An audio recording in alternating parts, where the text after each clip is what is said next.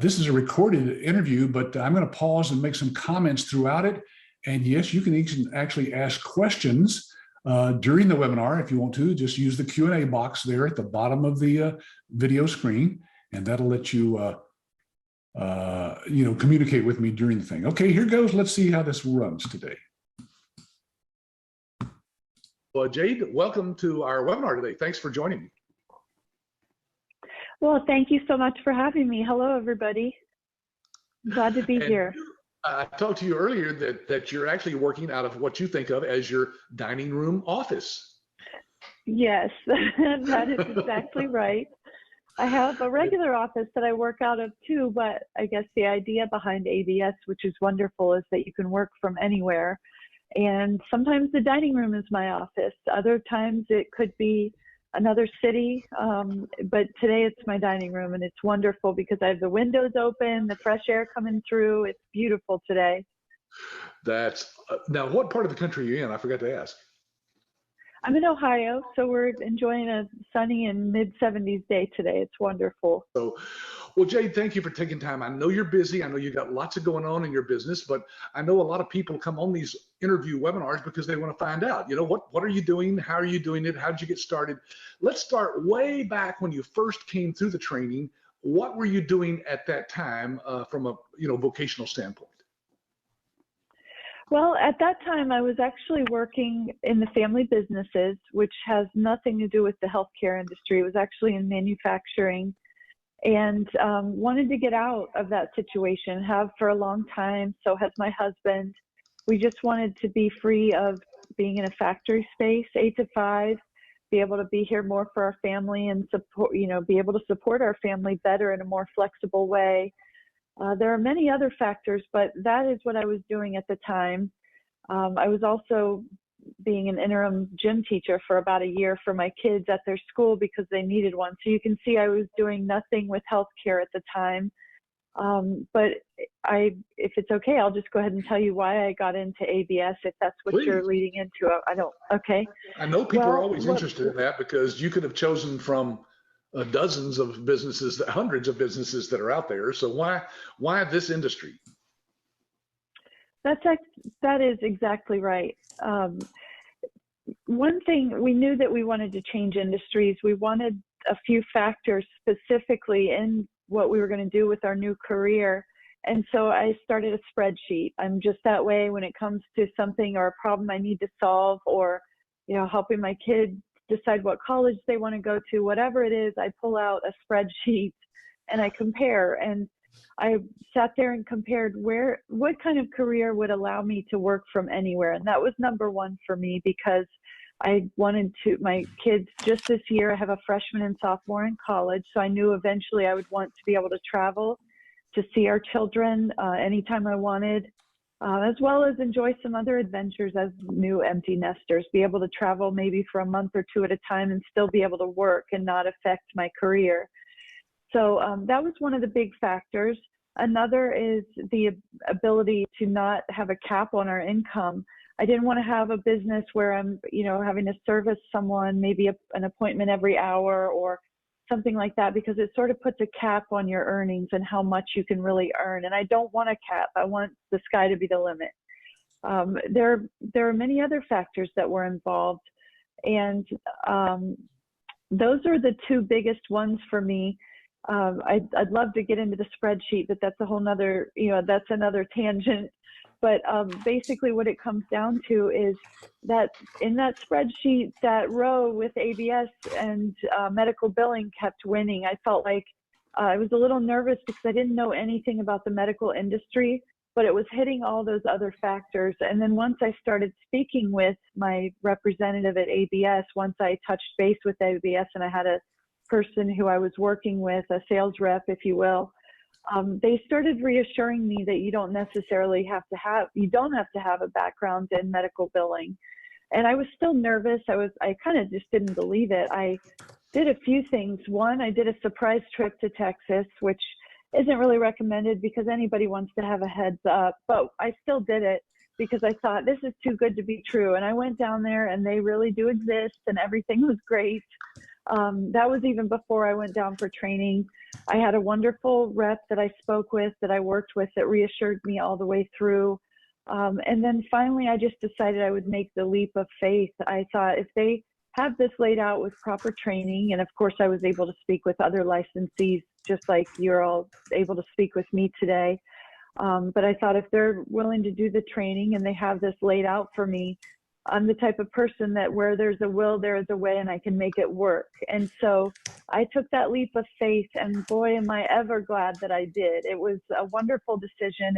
I wish I had done it 10 years ago instead of 5 years ago is when I first started my training. So that's how I ended up there, and I'm so happy. Thank you for that. That's a great story. Some details I had not heard. For example, the fact that you have a couple of kids going to college. I would have thought you just graduated from college, just looking at you. So, thank you. I love you. So obviously, this business has not grayed you that quickly, unless you color your hair, of course, and it's not gotten your wrinkles in there. I'll never tell. Well, Jade, that's fantastic. I do appreciate the fact that you had all the other businesses that you could have chosen, and you chose us for, like you said, probably many other reasons besides what you shared here today. But that's a good one, to stay involved, let your family get involved if you want to. I tell people we're a family-based business, and we're one of the few families that can work together without killing each other. So right. That's a good thing.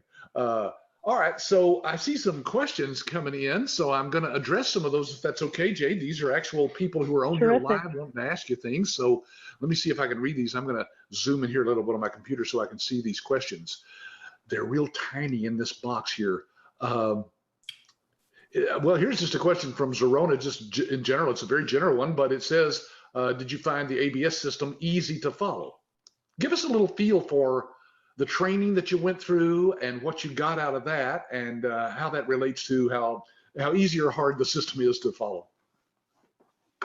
Well, it's a great system to follow. ABS has done the work with the training to get it completely laid out in a fashion that, I don't want to say cookie cutter, because you have flexibility to branch off of the business model, which is what's really nice and flexible about it, for you to be able to service your clients. But basically, the system is really great to use. It's laid out. As far as the training goes, the first phase, I'll call it, which is your initial training session. They have it laid out. ABS has it laid out into several different categories that you go through, different subjects pertaining to this career. And they give you a complete fresh start with showing you exactly what you need to do, what plan to follow. They don't just give you the tools and say, go ahead. They give you an actual plan with it on how to do it and to follow this plan. And I found when I left training, I said to myself, I can either take these things with a grain of salt and go try some of them, or I can do exactly what they laid out for me. And if I don't do exactly what ABS laid out for me, then I certainly can't complain that it didn't work later. So I didn't want to reinvent the wheel. And so I completely followed the plan that ABS gave me in the training. And now here I am today. And I feel we're doing very well and successful. I know too, a lot of people, successful is a relative term. I'll tell you, I'm not making $1 billion, but I will tell you that someday I will. And right now I'm making, my husband and I are both able to make this income, as well as employ others and have kids in college and pay our bills and travel. And we're living the dream right now. It's what we've always dreamed of. And ABS helped us to make that happen. And so I can't stress enough that the ABS system is easy enough to work with, that you definitely don't need the background ahead of time. And as long as you put your mind to it and you follow the plan, you can definitely do it. Absolutely. You know, I get some comments in this question box sometimes, Jade. One of them here from Alan is, sounds like you paid her a lot of money for this. No, we don't. Now, I've been known to give a nice gift here and there for people who take time out to do this for us, because Jade, you're really your own business. It's your business and you're the owner. It's your time. It has nothing really to do with ABS, although we make a few pennies on some of the services that you offer. It's not like a franchise, is it? It's not like a franchise. I don't give any of my money to ABS whatsoever. As you know, Patrick, I'm saying that for everybody else that's watching, but I don't give a dime to ABS. If there's any money that they're making, it would be through, like you said, some of the software features and things like that. But that's what I love, because we did look into the franchising business as well. And we found several things. You know, it's a very expensive startup. You have to be rich to start one, I feel like. And we just didn't have that kind of cash. We didn't want to spend our kids' college money, you know, those types of things. So that was appealing, as well as after you start the business, that you're not giving any percentage to ABS of your income. It's all of your income. And you have complete control of how much money you earn and how big you get. I am someone who, you know, I've known other licensees who set up these beautiful offices. They hire a dozen people or more, and they're doing incredibly well. My husband and I have decided that we don't want that. I mentioned we want the freedom to travel. So we run our offices remotely and out of our home, and it works just fine. It works very well, and we are stingy. We don't want to share with too many people. So some people say, oh, you don't want to get too big. Well, we feel like we're doing pretty well with just us and the few employees that we have, and we're doing great.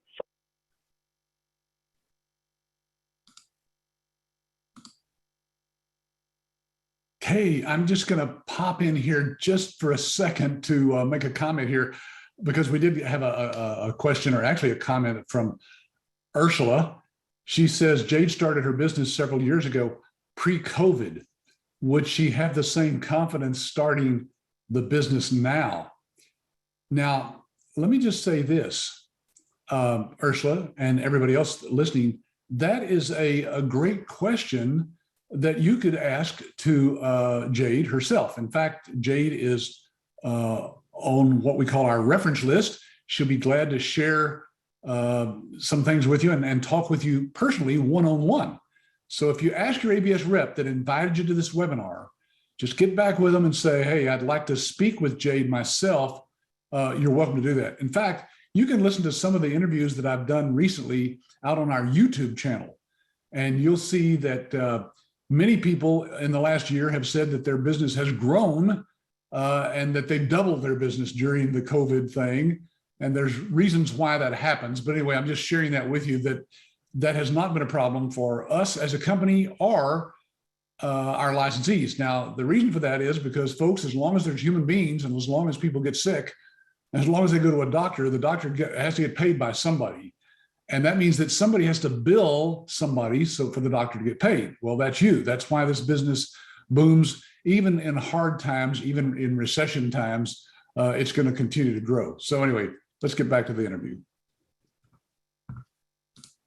You can decide what kind of a business you want to set up, how big you want to get in terms of how many employees and the income that you're making.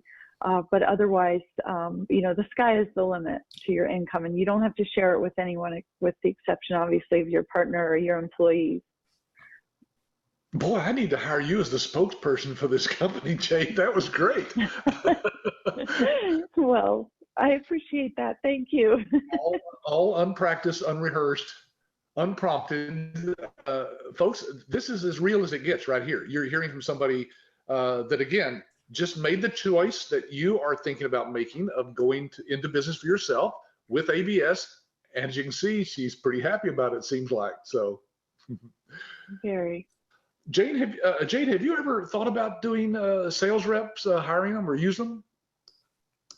I have, actually. In fact, I've partnered with other licensees as well, and I'll get into that for a second. But I just want to rewind a little bit and say that I recently have been working with another licensee who's working from London, and he has partnered with me for another service that I provide, which we could talk about later, which is credentialing. But my point is, just like Patrick said, if you have doctors in the United States that you can work for, if you have sales reps that can go out and get you the accounts for the United States, You can work from anywhere. The main thing is you need an internet connection, you need a phone, so a good earpiece, kind of like these AirPods, what are they called? AirPods that I'm wearing. Yeah.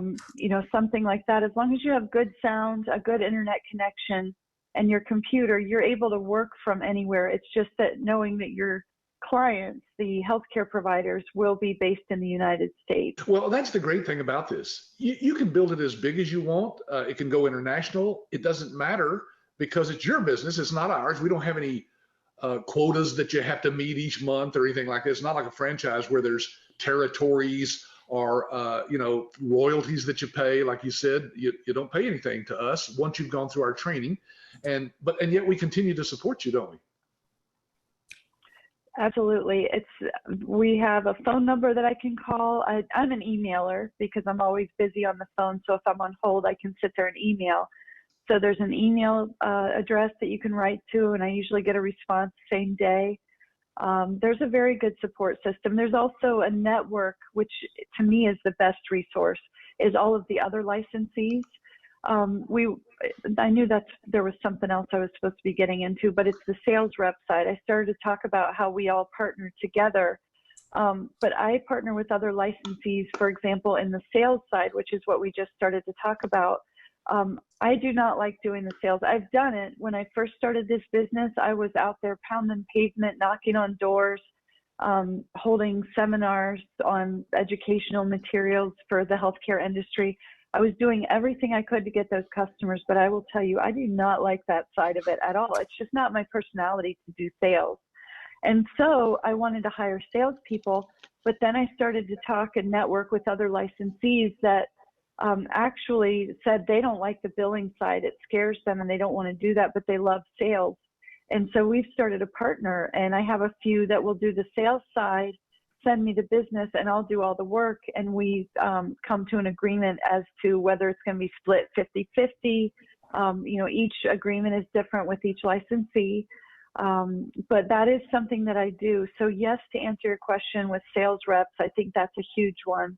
And oftentimes you can find other licensees that are willing to help you find that business if you're willing to do the work. And again, on that flip side, if you have that interest in sales and you do not want to do the medical billing side, you can make a great business off of bringing in the accounts and not doing anything after that.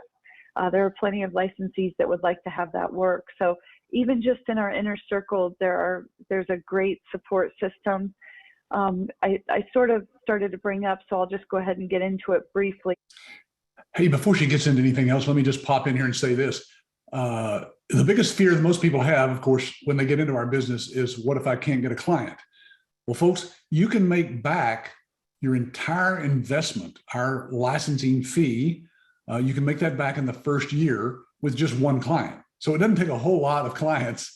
But if you're still fearful of that, we teach about a dozen different ways to market. She mentioned some of them just now. And of course, you can also use sales reps who will just bring you the signed contracts. And of course, you're going to pay them a commission, maybe a finder's fee up front, but that can all be from the setup fee that you charge to the doctor. So you're not out of pocket anything to have business brought to you by sales reps. Anyway, that's always an option. I thought I'd just jump in here and say that to you. By the way, I do see all of you who are attendees here today. And in fact, I'm just going to read some of your names here out loud, just your first names, because I'm interested in why some of you are not typing in some questions. Even though this is a recorded interview, as you can see, I can stop and answer anything. Carlos, I see you. Douglas, Jay is here. Jen, Lewis, Lourdes, we've got Mohit, Truly, and Ursula. So anyway, those folks that have not typed something in, I'm going to be addressing some of your questions here as I see them pop in here. Let's go back. Briefly, and Patrick, you can stop me if I'm getting off track, but one of those things that we partner for is I do credentialing. And I mentioned the business is very flexible, and you can go off, you can branch off of it and provide other services as they're relevant to your client. And one of those that I came across is credentialing. Your healthcare providers, if you're a patient and you want to go see a doctor, most of the time with your insurance, you need to go see one that's in your network, or else the insurance company is just not going to pay for that. Well, that's what credentialing is. I help healthcare providers get in network with insurance companies. I learned that there was a need for that. There was hardly anyone doing that in the field. And so I said, well, I'm going to do it myself and charge the client for it. I figured it out. Now, I don't want to make that sound easy, because I will tell you it was many all-nighters and months, and now still years I'm learning about it and everything. So it's not a walk in the park, but I found a niche. I learned how to do it. And now I offer that service to other licensees, and either they can hire me to do it, and I charge them, or what mostly happens is they'll hire me and then I pay them a commission for bringing me that account. So they say, Jade is my credentialing partner. She works for me on my billing team, and she's my credentialing person. And I do that credentialing, and I give them the commission, so they don't have to do any of the work. They just score money just because they brought me the account. So it's just another way where licensees can work together and partner up and support each other and bring each other new opportunity. A perfect example there, Jade, of how this business is your business. You took it in that direction because that was something you thought, well, maybe I can offer that and make money off of that. We've had licensees start up all kinds of different services for doctors once they get in this business, because they're creative and it's open. It's not like restricted in any way. So I know you've done a lot of credentialing for a lot of our licensees, and some of them have really just been very thankful that they had somebody who did want to do that, because it's not an easy thing to learn. In fact, Jade, I probably never told you this, but we had a licensee, this has been several years ago, and he was an older guy, and he was out talking to a doctor, just maybe one of the first one or two he'd signed up. And he said, the doctor asked, well, do you do credentialing? And he said, Patrick, I literally looked right in the eye, not having a clue what he was talking about, and said, well, let me check with my team back at the office. Because that's what we teach licensees to say when they're asked about something you don't know. We are their team. He got back with us. We told him what it was all about, put him in contact with you or somebody, and they did the credentialing for that doctor, and he made money on it, and he signed the doctor up for the billing. So it's just it's a beautiful example of that. Thank you. Thank you. That's a great story too. It's it really is. When you say, let me check with my team, I feel like that should be the motto of ABS, because I've had to say that so many times, and you'll say it a lot in your first year because you're still learning, but that is your catchphrase for, I'm not afraid to answer any question, and I'll be fine because I'm going to go back and figure out what the heck you're talking about, and then I'll answer you better. So that I use that a lot thanks to your training. It's been wonderful. All right, 2 questions here I'm going to address. Oh, there's a third one. Okay, so let's get to these. Anita was asking, how much does it cost to hire salespeople? I have 2 full-time jobs, and I'm not going to be able to go out there and, okay. And so anyway, she says, I'm not going to be able to pound the pavement to get clients. Well, Anita, the good news is that you don't have to pay anything for a sales rep if you hire them the way we teach you to and show you how to find them. There are people who are thrilled to work on commission only. That means they don't get paid until you get paid from the doctor. You can also give them a small piece of each month's billing. So whatever percentage you're charging the doctor, you can give them a little bitty piece of that, and they are thrilled to have a monthly ongoing revenue from that. Again, we go into depth. We have a whole in-depth training on sales reps, hiring, finding, training, and paying sales reps during our training. Jen's asking, does ABS do contracts for you if you're teaming up with another billing coordinator? Yes, Jim, we actually have agreements already worked out that we can share with you that you can use to sign up other licensees to help you out, sales reps, contractors, that type of thing. So all of that is something we've already put some time and money into. Yeah. Yes, if they ask a question about insurance billing and you're not sure, you say, well, let me check with my insurance billing team back at the office, and that's us. And again, since we're kind of a virtual company, just like you, Jade, we run our company, several people from their homes. We do have offices, but I mean, there's no need for that nowadays. And so they just go, hey, I'll just get back with my team, and we're the team. All right. Ooh, lots Absolutely. of And questions here. I got to get to some of these because we're already sure, go halfway through ahead. this thing. All right. Here's Lorenzo. He says, how much money do you make? Look, instead of answering that, Jade, why don't you just answer in general, because, you know, the IRS may be on here listening. Who knows? You don't want to tell the truth. What if you just kind of shared with them what kind of money can be made? Give us an example, like of a typical doctor that you have that, you know, and the way you charge a percentage and so forth of what you collect. Absolutely. I'll give you an example of one of my billing accounts, and then I'll give you an example of two of my billing accounts, and then you can kind of do the math as to what the range could be and how many of those you might be able to get. And then I'll give you an example. Sure, go ahead. That's perfect. I do want to hear that. But Lorenzo actually specifically also asked about how long did it take you to pay off your money that you invested in the business. So you might roll that in there too. Okay, that's another very good question, of course. So with one of my billing accounts, for example, I have one that that we bill for, and we charge 6%. I also make, I do their credentialing too, so I make a little bit more, but I'm going to put that part aside. But we charge this particular account 6% across the board with no other fees. And this account, we make about $60,000 a year from this account, just one account. So it's doing very well. Just from that, you know, it allows us, just from that one account, we are able to make payroll for some of our part-time employees. So that's like what we call a growth account, because it's a good juicy one that allows us to grow by providing that income. And we have others like that as well.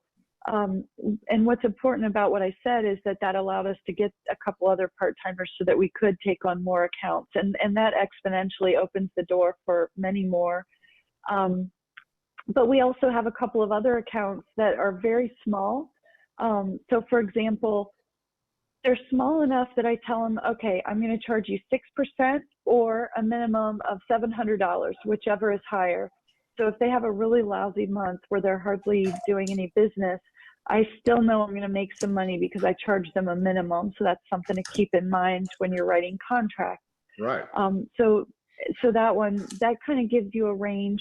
I know sometimes we make even more than the one account I talked about before when it's a really great account. That's just one example. With the credentialing, that one is a little different because I charge a retainer fee. So I charge for a full year in advance, and then I become that client's credentialing. I become their employee for a whole year. So for them, it's really cheap. I only charge, for a small practice, I charge about $5,000. So if you can imagine hiring an employee for an entire year for $5,000, that's a bargain, right? Yes. So the healthcare providers really go for that because it's reasonable. But yet in my case, whenever I get a new customer, I get that pop up front. So that helps our cash flow quite a bit. Even though I'm stuck with them for a whole year, it just keeps our cash flow open. And then I do a good job for them, hoping that they will renew that $5,000 every year. Sure. So that's some supplemental cash that really helps us out as well. And the licensees get a 15% commission on that. So they get a quick, easy pop of money when they bring me an account as well. So that's what I guess you call it, ABS, kind of like mailbox money, something Right. where just bingo, you have money in your account and you didn't even do anything. So Right. besides bring the account in. So that's kind of an example without telling you exactly how much money we're making. It shows you that there is a range and you can decide how big you want to go with it. And some people start off small, and I recommend, you know, really getting your first couple of accounts dialed in before you start taking on 20 more. But on the other hand, take those 20 accounts and hire some licensees to help with it. Never turn down business either. So you have to find that sweet spot, I would say. Yeah, that's a great example, Jade. Now, did you you mentioned earlier that you hire some part-time people? Are these people who just work remotely from their homes, and you just manage them through virtual connections like this? That is exactly right. I have one who she's actually a relative, and I know I can trust her, and she graduated from Ohio State in healthcare administration. So she was a shoo-in to be able to help us. And she has family at home and only wants the part-time hours. And so she's able to do the same thing I am. She works from her home, which makes her flexible for her family. And we're able to help other people out that way, which is kind of a feel-good thing. And it makes me feel good from a community standpoint too, because I'm bringing in money from all different states and different clients right here into our little town of Springfield, Ohio. And so we're not only helping ourselves and our family, but we're helping our community to grow as well. And there's a lot to be desired by that. Absolutely. That's a terrific thing to aim for, is to helping out, keeping the money local, in your case, in Ohio. All right, let's see. Gira, hope I'm pronouncing that right. Gira. I probably am not. But she says, how was the challenge in acquiring your first client? Can you tell us about that first client and how you came about getting the billing client? Yeah. Yes. Well, I'd like to reiterate that I decided that this plan that ABS laid out for me, I was going to follow it to a T, and I was going to try everything possible and not leave any stone unturned, because I felt like I would never have a reason to complain or say it didn't work if I didn't. So I literally took everything. They give you many different sales techniques in the training, which is what I loved, because number one, it gives you many avenues to go down to try to find opportunities. And number two, some of those may not be in your comfort zone, and you're like, I'm not doing that. And so you can do the other one. So it gives you a lot of choices. And I literally tried everything, and it was difficult, because anything that you do for the first time, there's such a learning curve that you have to, you kind of absorb the information, and then you go out and talk to people, and you go do this and that. And so it's a lot up front, because you have to put the work in up front for it to work. You can't just turn on a switch and expect to start making money. Right. Although once you do put in the work, it does pay off. And here's how I got mine. It only took about 4 months. Some people say 4 months. I say only 4 months, because you're talking a medical practice into allowing you to come into their practice and deal with their finances. And that's a big deal. Yeah. And so I don't want to make it sound easy by any means, because it was a lot of hard work. What I did was I followed the training, but I also did one unique thing I did that helped me to indirectly get my first client was, and it's one of the techniques that they teach us on how to do this. So the details of how to do it will come in training. But it was a year where they were making some sweeping changes with the way doctors were coding, called ICD-10. They were going from ICD-9 to ICD-10. I won't bore you with those details, but I will tell you it was like Y2K. Everybody was like, is my computer going to blow up? Am I going to be able to see patients anymore?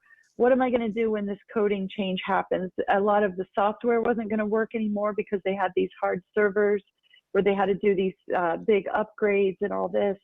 So I capitalized on that, and I did a seminar.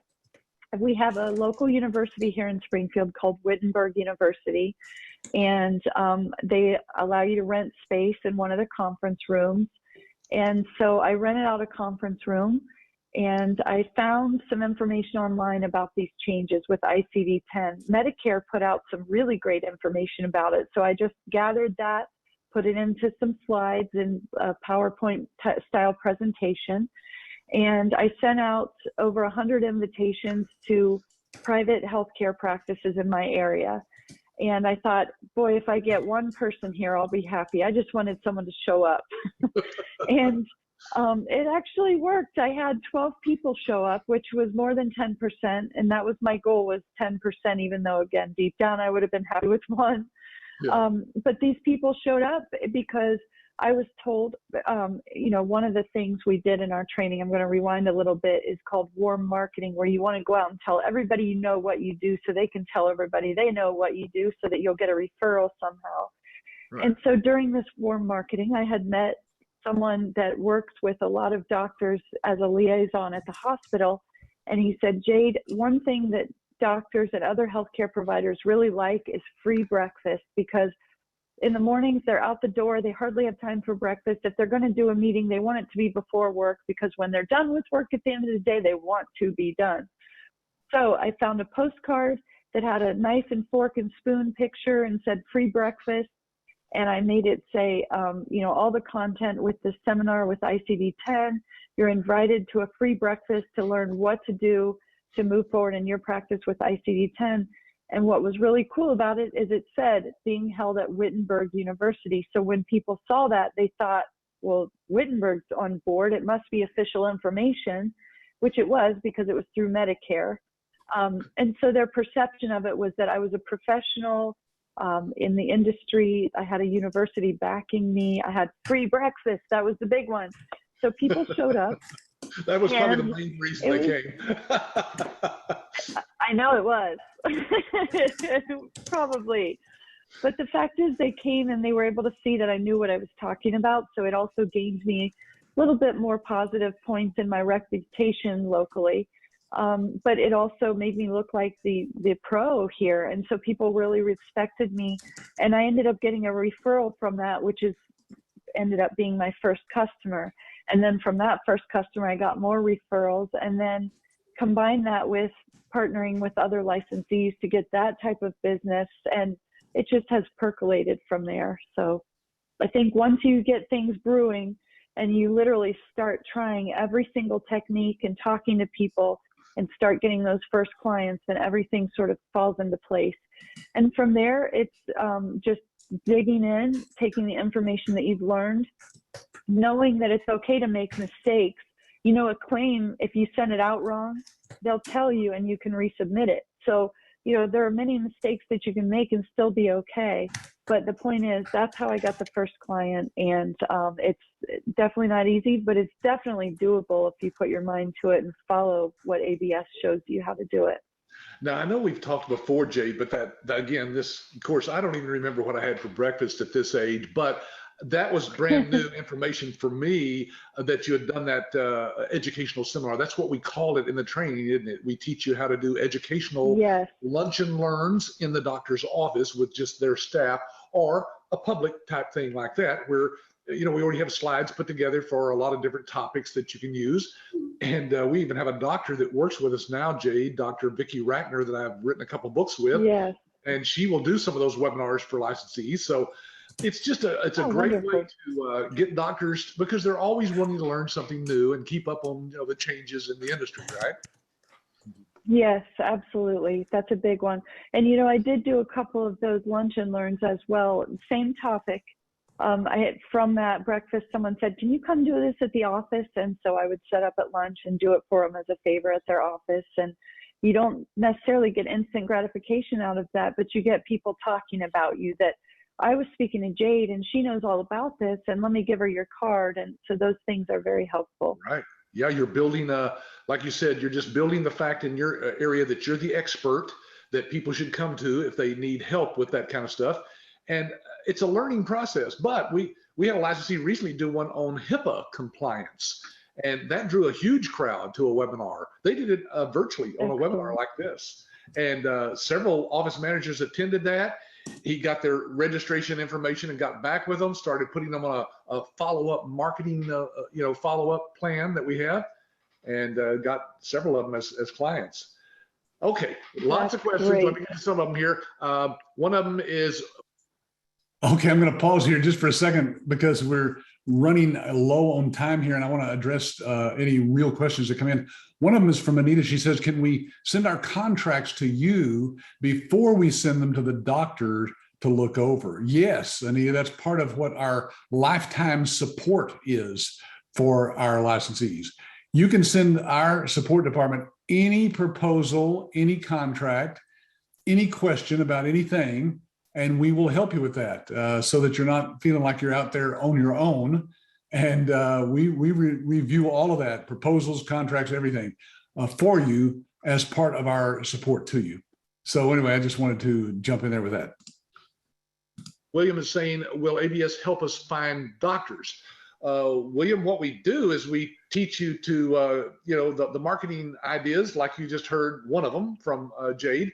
We probably teach a 10 or so different ways to go out and market, and some of them will fit your personality. Like she said, she's not big on sales, but most people aren't. And so we have a lot of different ways that you can use, like the educational seminars, like using books as just handing out some books to doctors with some ways that we teach them to mark it up. Have you used any of our personalized books, Jade? Yes, I have. Those have been wonderful too, because they show that you have the resources and that you're the professional with that. Yeah. And the book is nice just because you showed us. In fact, when I went through the training session, Cynthia Anderson was my trainer, and she's wonderful. She actually went through the book with us to help us highlight specific points in the book so that we could kind of put a sticky note and give it to the provider and say, here, I know you're not going to want to read through the whole book, but here's some points that you should know that will help your practice. And we can offer that to you. So it's a great tool. Yeah, I was going to put a picture of it here while we're talking up on the screen, because some people don't, it depends on how many of these webinars people have come to. Folks, we do these every Wednesday. And so we've been doing this for 7 or 8 years. There's hundreds of them out there that you could watch. This one may not be one that you have seen, and that's one on how to market. And so here's a picture of that book that she's talking about, The New Thriving Medical Practice, that I wrote with Dr. Vicki Ragnar. And you can put your name on it. Let me see if I can show that here. This is down at the bottom there, as you can see, forward by. But you can put your name there because we've written a forward. It's pretty generic, right? Jay, did you write your own, or did you just use ours? I wrote my own, actually. Yes. Good. Yeah. And the CMRM, let's talk about that, because you actually, when you graduate from our training, you're just known as a CMRM, Certified Medical Revenue Manager. And let me show a picture here. I think I've got a picture of when you graduated. Yeah, look at this. Do you remember this? This was when you went through the training. Yes, I sure do. There you are. are. That was a fun week. I enjoyed that. Yeah, so you're certified, and that just means that you have at least some training that you've been through. That's important because doctors' offices want to know that you're trained. But more than just this training that we give you initially, you have ongoing training. You continually can learn from our webinars for licensees and the material that we post on our private website for licensees, our licensee support website. So it's a continually growing thing, and it never quit learning. Yes, it is. Absolutely. All right, let's see.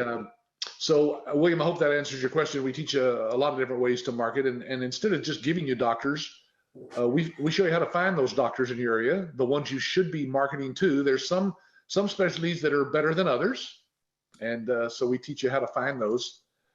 Let's see. So that was that question. Okay, how about this one? Oh, this one's pretty simple for me. Anthony, well, I'll go more into detail here, folks, at the end of the webinar, but he's saying how much is the investment to start out with. The license fee right now is probably higher than what you paid because it has gone up over the years, is $27,000, $26,990. It's kind of like Walmart. It's always $597, not $6, right? So it's about $27,000. But folks, that's not a big investment to start a business that has the kind of revenue that you've heard from Jade already. One doctor can make you that back in a year's time, right, Jade? 27,000. That's not a big deal. Yeah. Yes, absolutely. And as I mentioned, it took me 4 months to get that first client, and then by the time we started, making money and everything, so you could say within a year or so, to be safe. But again, everybody's different, so it depends. Maybe you're making it back in a couple months, or maybe it's someone that didn't feel like trying those different steps and didn't try very hard, and it took them a couple years. So it really depends on that licensee. Yeah. But for me, it was in less than a year. Absolutely. Yeah. How Jessica wants to know, how was marketing discouraging at all? For me, it always is. It can be, because I just the sales thing. But then I would constantly surprise myself or be surprised, because I realized that there's a reason why there's a reason why this industry exists, is because healthcare providers need us really bad. And so where I drew my encouragement from would be, I would ignore the ones that would act like they were too busy for me or didn't want to see me, because they obviously had their system. I left them information. But there were so many that were ready to see me because they would say, do you do credentialing? Because we really need someone. And, oh, okay, great. I felt needed and wanted. So that's when it can be very encouraging. So if you're talking cold calling, that can be discouraging. But as far as just other marketing, for example, warm marketing, where they show you how to talk to everybody you know about what you do, that's really encouraging because people get excited to hear about what you do, and you feel like, I'm an entrepreneur now, and I feel really excited and proud to tell people about this. So that part of the marketing is exciting. So it really depends on which side of the marketing you're talking about. Again, if you're talking about that difficult cold calling, can be very discouraging sometimes, like any sales. But again, we are well needed in the industry. If you've ever walked into a healthcare provider's office and if you have ever seen the stacks of paperwork or just how much they need help, those people are the ones that you want to work with, and you will find that they're out there and that you're encouraged because they'll roll out the red carpet if you have what they need and you can help their practice grow. Yeah. Let's see. Wade's asking, how long is the total training process? Now, Wade, I'm going to go a little bit more into detail at the end, but in case you don't stick around that long, she went through a week's training here in Dallas, probably 5 days, right, Jade? Yeah. Yeah, and exactly she had right. to, of course, set aside time for that, fly down here, get a hotel. There were a lot of costs involved in that. Jade, we've moved to virtual training now. It's wonderful. It's still live. And by the way, Cynthia is doing a lot of that training, who is a licensee, as you know, up in the Arizona area. She still does that, but it's one-on-one with people. So they have one-on-one time, 10 to 12 hours. We get through the basic material that you set through in that class. Of course, we eliminate all the lunches and the breaks and, the questions and so forth. But they get to ask her directly questions that they want answered too. So the people who've gone through it and graduated say it's much better than they ever dreamed that online training could be. And then, like I say, we offer licensee webinars on a constant basis to, continually train people. So I'll bet on our licensee website right now, there's over probably 50 or 60 hours of additional training that people can go through on their own time. So yes. Anyway, so Wade, that includes other topics. What's that? I'm sorry. I'm sorry to interrupt. I was going to say that also includes topics on things that aren't even a part of your package. But for example, the credentialing, I keep talking about other opportunities. There are a few things out there to show you how to branch out and do other things as well. So a lot of great material, yes.